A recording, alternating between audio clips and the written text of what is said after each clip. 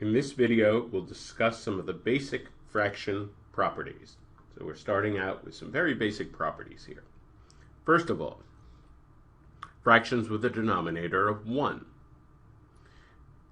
If we take any integer and put it above 1, then we get something very simple. It just equals that integer. So 7 over 1 equals 7, or 135 over 1 equals 135. In general, the pattern is n over 1 equals n.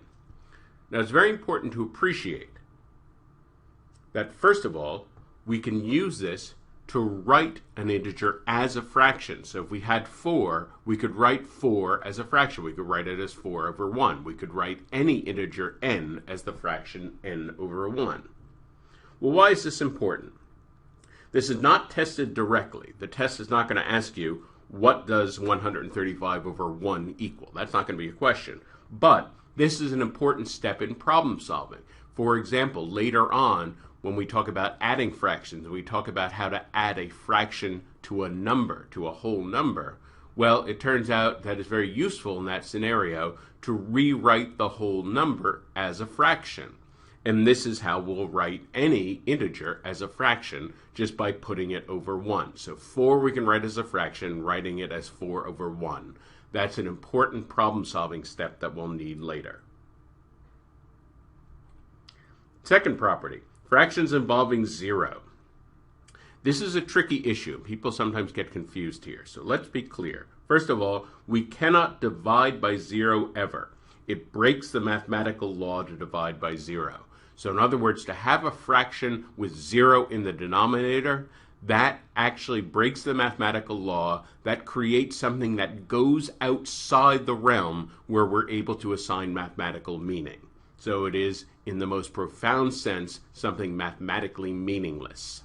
So the test is not going to make you deal with things that are mathematically meaningless. So don't worry. You're not going to be asked to evaluate a fraction with 0 in the denominator. You just have to remember that is an illegal thing. That is something you have to keep an eye out for. If that's a possibility, things no longer make sense. Now, having said all that, it's perfectly allowable to divide 0 by a number. We can have 0 in a numerator. That's perfectly fine. 0 divided by 5 is 0. 0 divided by negative 3 equals 0. Those are 100% valid equations. We can write the equal sign. That is well within the realm of mathematics there. 0 divided by any non-zero number equals 0. Very important. 0 can never be in the denominator, but is perfectly fine in the numerator. Fractions of the form n over n. So what's going on here? As long as n is not equal to 0, then n over n equals 1. So here n could be an integer, but it could be any other kind of number. It could be positive, it could be negative, it could be a decimal, it could be an ugly radical. It could be any kind of thing. As long as we put anything over itself, as long as it doesn't equal 0, then anything over itself equals 1. The big idea here is we can always multiply any expression by n over n, because multiplying by 1 never changes the value of anything. And this will be hugely important when we get to the point where we have to find common denominators. So this is a really important fundamental idea, and we'll return to this later. Finally, the issue of reciprocals. This is actually a word you need to know. The test could use the word reciprocal in a problem, so you need to recognize this word. The reciprocal of a fraction, a over b, is the flipped over fraction b over a. Again, we're assuming that both a and b are unequal to 0. So for example, the reciprocal of 3/5 is 5/3. The reciprocal of negative 7/2 is negative 2/7. The reciprocal of 1/6 is 6 over 1. Well, 6 over 1, as we saw a moment ago, just equals 6. It equals the integer 6. So the reciprocal of 1/6, the fraction 1/6, is the integer 6. So there are a few important properties of reciprocals that it's important to know.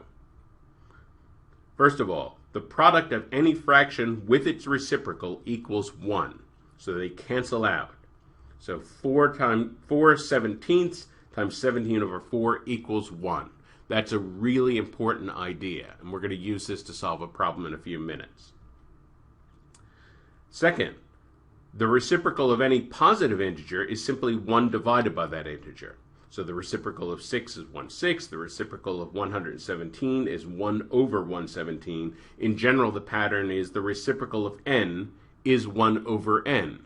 Now, certainly this works when n is an integer, but it turns out n doesn't even have to be an integer. We can extend the pattern, and we can use that same pattern when n is not an integer. So 1 divided by any number, for example, 1 divided by a fraction equals the reciprocal of that fraction.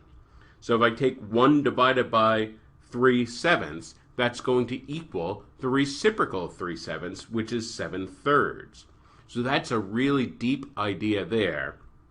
This already suggests the rule for fraction division, which we'll discuss in an upcoming video. So if you really understand this connection well, you will understand fraction division well. Finally, if a number is bigger than 1, then its reciprocal is smaller, between 0 and 1. If a number is between 0 and 1, then its reciprocal is larger than 1. It's very important to have this fundamental number sense, that how big a number is, how big its reciprocal is going to be. Very important to have a keen sense of how big and small numbers are. So here's a practice problem. I'll recommend pause the video here, and then we'll talk about this problem. Okay, the reciprocal of a positive number times the cube of the same number equals 5. What is the number? Well, I'm going to represent this unknown number by x. I'm going to use a little algebra here. So if x is the number, the reciprocal is 1 over x. And of course, the cube is x cubed. So we're saying that 1 over x times x cubed equals 5. That's our fundamental equation. Well, that x cubed, literally that means x times x times x. I'm just going to write that out.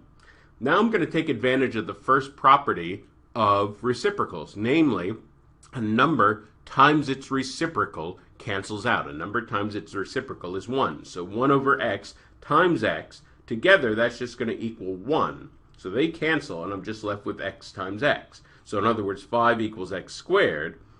Now, normally we'd have to consider both the positive and the negative square root, but the problem tells us that we're dealing with a positive number. So because we're given that guarantee, we only have to consider the positive root, and that means that x equals positive square root of 5.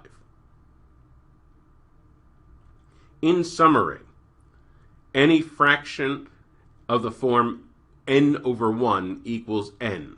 So in particular, this allows us to write any integer as a fraction, and that turns out to be useful in a variety of circumstances. Fractions with 0, we talked about these. So 0 can be in the numerator, 0 divided by n is 0, but 0 can never be in the denominator of a fraction. That's very important. We talked about the rule n over n equals 1, and again how this will be very important as a multiplier. We can always multiply by n over n, because when we're multiplying by that, we're multiplying by 1. And finally, we talked about the properties of reciprocals.